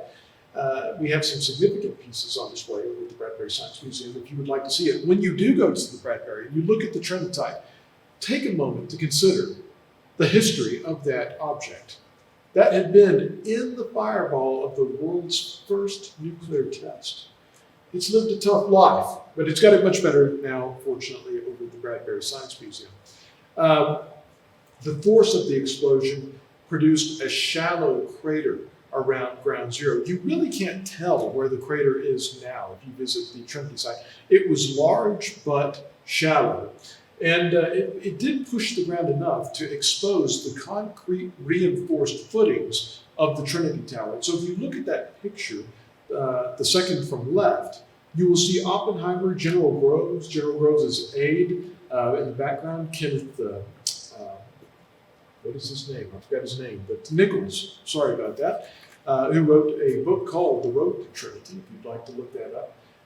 They're looking at one of the footings of the tower. Now, do bear in mind, what they're looking at right now, you can see the rebar from the concrete. That point during the Trinity test, before the test, it had been underground. It pushed the test pushed the ground down, exposed the concrete, vaporized, blew away the concrete to some extent, and left the rebar and a little bit of the tower left there in the ground. Now, the final photo that you see over there on the right, black and white photograph, that is an aerial view of the Trinity site. Now, look at the bottom right. See that little dark spot with concentric rings around it? The little dark spot there is from the 100-ton test. Now, the 100-ton test, which was actually not quite 100 tons, was the largest measured blast in history up to that point in time. There had been larger explosions, but those larger explosions were the result of accidents or massive mines in World War I during the Great War. But the 100-ton test had a very brief reign as the largest scientific explosion. And it made that little dot that you see on the desert floor there. Now look at the 600-meter wide area of the trinitite, the dark portion of the desert floor there. That's what not all that many pounds of plutonium will do. So again, we've entered a new area now. Let's go to another slide. I told you we'd come back to fallout because I think that this is an important topic. Some of you may be interested in it. Some of you may have seen it in the news lately. Trinity produced a significant amount of fallout. When the bomb went off, it scooped up a lot of desert sand and attached very small amounts of plutonium to it, irradiated particles. A lot of that stuff went way up into the atmosphere and it came back down somewhere in some amount. And as you can see from the map there, because remember, this is not really conjecture. There was a lot of data that was collected during the Trinity test. All the people that had radiation monitors around the state, they had actual recordings of the radiation levels. And so that map is not just a guess, it is based on data, which is still preserved here at the National Security Research Center. And as you can see, it got to some pretty high levels around ground zero. And there were measurable readings in places like Albuquerque and Santa Fe, and as you can see, almost to Los Alamos as well. Now, on July 14th, 2 days before the test, Hempelman and Stafford Warren was kind of the doctor of the entire Manhattan Project. Hempelman was our doctor at Los Alamos. They set the upper dose limit over a 2-week period at 75 Roentgens. Now, that may seem very high to some of you here listening to this today, and it is very high by today's standards. Back then, it was largely a guess. Sometimes, I've heard people say, on one hand, well, they knew this was dangerous and they just didn't care. On the other hand, I've heard people say, well, they really didn't know anything back then. Well, neither of those is true. They knew some, and they knew that this was going to be hazardous and that it was going to produce some fallout, but it was a different world with different priorities. But they cared. They put a lot of effort into safety at Trinity. And remember, they had learned an awful lot about these new materials and the dangers of them. But what they had learned in those few short years is not nearly as much as we know now, especially in the long term. What do low doses do to people and animals over a long period of time? There was almost no data in existence because these materials were so new. About the only thing that we had to go on were, some of you may know about the radium watch dial painters from the late teens and early 20s. Many of the young ladies that had used radium paint to paint the watch hands, they had grown ill, and that was only litigated in court in the mid-1930s. And so there really was almost no good data on the long-term effects of radiation available at that point in time. But knowing what they knew, knowing that this would be dangerous, they made a best guess based on what they had at that point in time. Now again, to some of you today, 75 Roentgens, that sounds like quite a bit over a 2-week period. And by today's standards, it is. In fact, today, as a DOE worker, you are allowed to be exposed to approximately 75 R over the course of your lifetime. And so the standard was different back then. It has changed. One family received as much as 47 R over a 2-week period back then, a family that was not accounted for. The Manhattan Project did make an incredible effort to try and identify, well, pretty easy to find, well, here's a town and there's a town, but they wanted to find every person. They wanted to know where the cattle were leading up to Trinity, and there was a family that they missed and was subjected to a very high dose, as you can see. Generally, people fared pretty well. That is something that is still contested today, and I imagine that you will see that in the news more every now and then as COVID-19 comes and goes, hopefully goes sooner rather than later, we'll see. But the cattle in the area fared poorly by any standard. Now, most people at 5:30 in the morning were still inside. Many of them were still asleep. Some people were out working though. Cattle are not inside drinking their coffee at 5:30 in the morning or 4 or any other time. They're outside pretty much all the time. And so the irradiated particles that came back down to earth got trapped in their hair where it stayed, because cattle don't bathe. And it stayed and it stayed and it produced burns and blotches in their coats. And so the Manhattan Project ended up buying 75 of the most injured animals and bringing them back here to Los Alamos. Now, we are not really too big into the cattle ranching area here in Los Alamos, and so we didn't really know what to do with them. And so eventually they were shipped to Tennessee. And you can see a picture of the Trinity herd many generations later in Tennessee near Oak Ridge, near Y12, where they were run for generations and generations. And virtually all of the animals were able to successfully reproduce healthy offspring of the Trinity herd. So let's go on. We'll leave that topic for now, at least, as we start to bring this long lecture to a close. My apologies to my colleagues who are doing the recording today. Those of you who are watching this can just turn it off or leave, or fast forward to the end to see what happens. Not so with the folks here making the recording. So again, thanks to them who came up here and made this, especially during these hazardous times with the virus. This talk is about Trinity, so I'm not going to talk a lot about the end of World War II. The end of World War II, entire books have been written on it. I may not touch on subjects that you're interested in. Do let me know. Send me your questions. Don't be afraid to ask the tough questions, because using an atomic bomb against a city was certainly a significant, a momentous decision, and an unprecedented one so far, at least. So I look forward to hearing from you, but we're just going to race through this today. On August 6, 1945, Hiroshima, Japan was attacked. The Japanese had chosen not to surrender. After the Potsdam Conference came to a close, President Truman warned the Japanese. He told them, you will surrender unconditionally or you will face prompt and utter destruction. And that was a promise that he made good on. The Japanese chose to respond to President Truman's threat by ignoring it. And they did so at their own peril. Nothing had brought the Japanese to the surrender table. And remember, people will say, well, was it necessary to use the atomic bombs at the end of World War II? Well, necessary to do what? Well, was it necessary to win? No. The Japanese were going to be defeated one way or another. We had, and I say we, the Allies had won the war in Europe, okay? Most of our resources were going in to winning the war in Europe. In the Pacific, the Allies had beaten up on the Japanese for years with a fraction of the resources available. Most of them are here. Now that the Germans have been knocked out of World War II, we're going to be able to take all of these resources here and put them over here with what we've already got.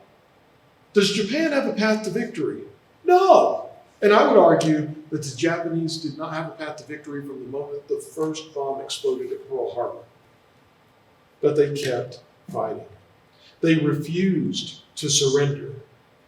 And so I think that the atomic bombs were a very important ingredient in bringing World War II to an abrupt halt.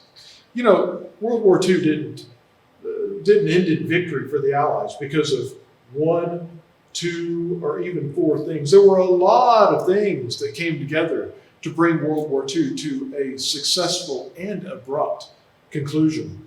Years of conventional defeats inflicted upon the Japanese.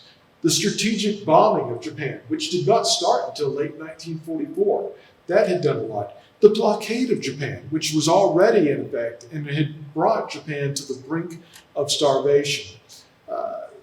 The use of the atomic bombs. World War II would have continued on. I don't know for how long. I don't know if it would have been days, weeks, months, but it would have continued on. Why was the use of the atomic bombs an important ingredient in bringing the war to an end? Well, first of all, when we look at August 6, 1945 in Hiroshima, this was the first weapon of the war that you couldn't fight back against. As history will show, Japanese soldiers had no problem dying for their country. But what if you didn't even get a chance to fight for your country? This was a weapon that did not give you the opportunity. This was a pretty big deal. The next thing that happened, as you'll see on the slides there, the Soviet Union entered the war against Japan. The Soviet Union and Japan had a non-aggression pact, but the Soviet Union, recognizing, as the other allies did, that Imperial Japan was about to become complete history, they were willing to get involved in the war because we had asked them to. This was not just some cheap late war land grab in Asia by the Soviet Union. We wanted the Soviet Union involved in the war, especially before we had nuclear weapons available, and we asked them if they would declare war on the Japanese so that the war would end more quickly and more decisively. Stalin said, okay, 3 months after the collapse of Nazi Germany, we will declare war on them. So remember, which day did fighting stop in Europe? May 8th. August 8th, 3 months later, the Soviet Union declares war on Japan, as we asked them to. And the next morning, early on the morning of August 9th, hundreds of thousands of Soviet soldiers invaded Manchuria. In that short campaign, the Red Army killed about 84,000 Japanese soldiers.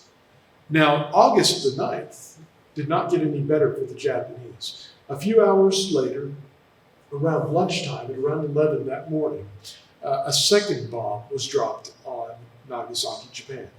That was an imploding Fat Man type bomb, the same type that was tested at Trinity, and you'll notice that the yields are the same, 21 kilotons for both Trinity and Nagasaki. I think this is a significant step in bringing the war to a successful and abrupt conclusion, because there was a second thing that was dropped on Nagasaki as well, a letter by another one of our Nobel laureates, this time Louis Alvarez. Louis wrote a letter to one of his Japanese counterparts, basically saying, I hate that physics has been harnessed for this destructive purpose, but rest assured, we have tested one of these things in New Mexico. We have dropped an atomic bomb on Hiroshima, and we've dropped another one this morning, and this reign of ruin will increase manyfold if you don't surrender now. The object here, as to where shock, we had a shock at Hiroshima, the advent of a new era, a new irresistible weapon. Well, we have another shock at Nagasaki on August 9th. Not only do the Allies have an irresistible weapon, but they can rapidly reproduce these weapons. You know, making material for nuclear weapons is very difficult. The Japanese had a nuclear weapons program. The assumption may have been that maybe it took months. It might have taken years to produce enough material for the bomb dropped on Hiroshima. Therefore, we may have months and even years to continue resisting for better peace terms. Maybe, and the Japanese did want to surrender for sure, but they wanted to surrender on their terms. They did not want to be tried for war crimes. They did not want the home islands to be occupied. They wanted to continue to occupy all the land that they still had in their possession, and they wanted to make sure that the emperor retained his position. So they were ready to surrender, but on those terms. How are we going to get them to surrender unconditionally?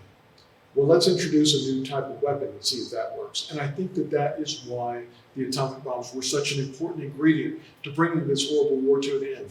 Because, you know, we're not going to need to lose hundreds of thousands of Americans and British soldiers, Soviet soldiers attacking Japan. We can just destroy your country, your cities, your people, your history, your culture from the air, and you won't even get a chance to fight back. Or you can take your chances and come to the surrender table and see if we treat you mercifully after you surrender unconditionally, which the Allies did. And so, a few days after Nagasaki, nearly a week, actually it was a little more than a week after the bombing of Hiroshima, an armistice went into effect. The Japanese did surrender unconditionally in hopes that of at least some of those things that I mentioned, but no guarantee of any of them. The fighting came to a stop on August 14th. World War II officially came to an end a little bit after that.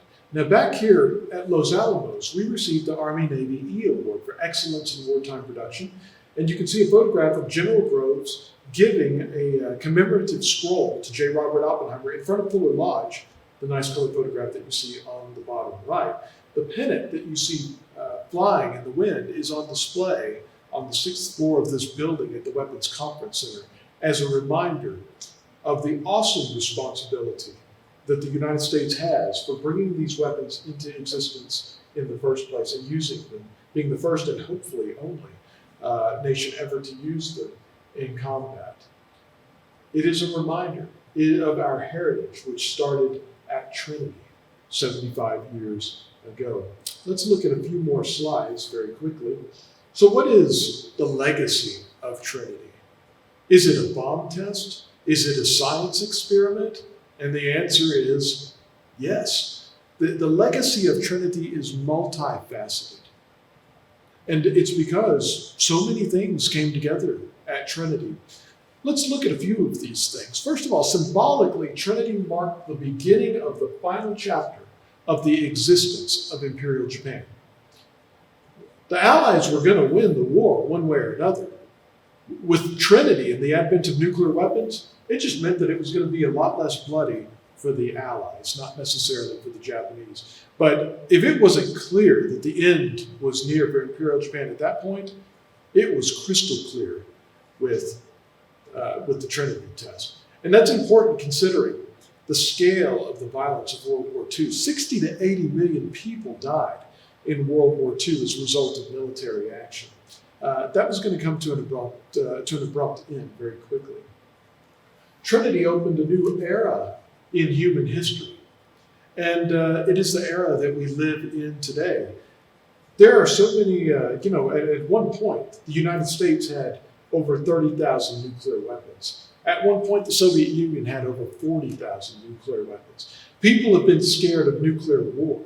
Maybe a nuclear war brought on by human or technological error.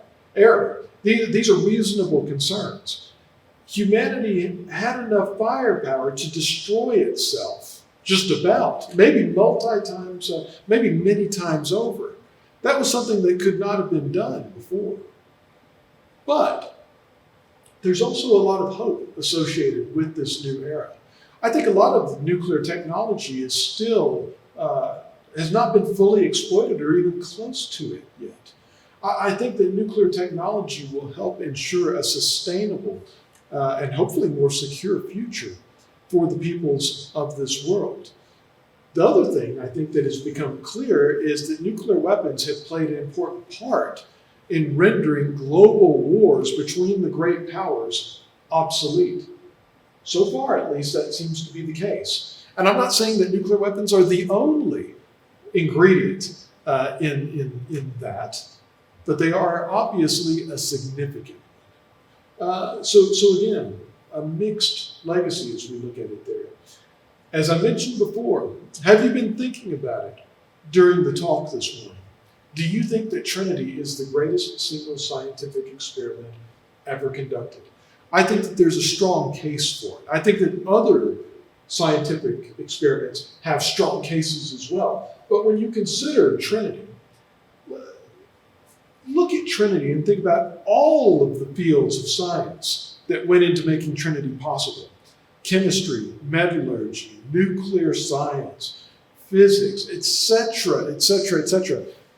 These were not new fields of science, but they certainly reached a crescendo at Trinity. So many scientific fields were pushed to new limits all at the same time. As we mentioned before, Trinity resulted in a new era in humankind. How many single scientific experiments can we point to and say that about? Not too many. And so Trinity really was a significant scientific experiment, arguably the most important. Other candidates from just the Manhattan Project. What about Enrico Fermi's experiment, CP1, Stagg Field, the University of Chicago, the world's first self-sustaining nuclear chain reaction, first controlled nuclear chain reaction. Here we have the world's first uncontrolled nuclear chain reaction. Talk amongst yourselves. Let me know what you think. Let me know what your opinion is. Hopefully it will spark some really good conversations and some inspiration for the next great scientific experiment, which I hope will come out of our laboratory. You'll see there on the next bullet, Trinity helped usher in the age of super science. Have you ever heard people use that phrase before? Super science, but I've rarely heard anybody attempt to define it, and I will attempt to define it this morning. There have always been scientific experiments. There have always been teams working together on scientific experiments. Maybe large teams. Maybe there have been experiments where you had large teams that were sponsored by the government. That's all true. But there was nothing in history like Trinity, or like the Manhattan Project, I should say. Not in terms of scale, and I would say not in terms of accomplishment. You had a massive team. No, not just 1,700 technical staff members here at Los Alamos. You had 500,000 people contribute in one way or another at various points. 500,000 people for just one scientific project. You had academia playing a major role in this, academic universities, academic institutions. The government invested $2 billion in this. And I know that by today's standards, that must not seem by much. And even with that figure adjusted for inflation, it's still a relatively low number. But given that this started not long after the Depression, or as the Depression was coming to an end, that was a massive expenditure in time of war by the United States.